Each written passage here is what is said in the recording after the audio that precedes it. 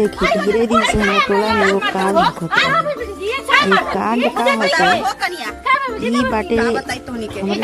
गुल्ले का बताई कुल भुजयन के उल्टा पुल्टा बात बोले बात ऐसा बात इतना उल्टा पुल्टा बोलेला नु का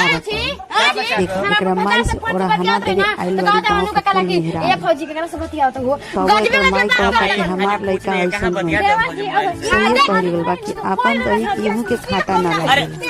ना कुछ के नहीं तब पता चलेगा कि हां का सुधरी एकरे भौजाई पहले वाली सब क्या हो 3000 हो गए सब आवत रहे तो पारा पारे से सुधार जाता हो काहे के लड़े आई बाबू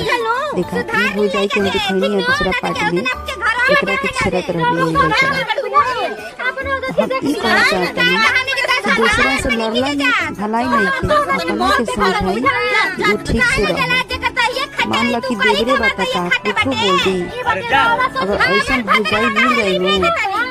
सीधा को दी एक ही बार में चलो भौजाई अपना जरूर को ठीक होगा बाकी देवर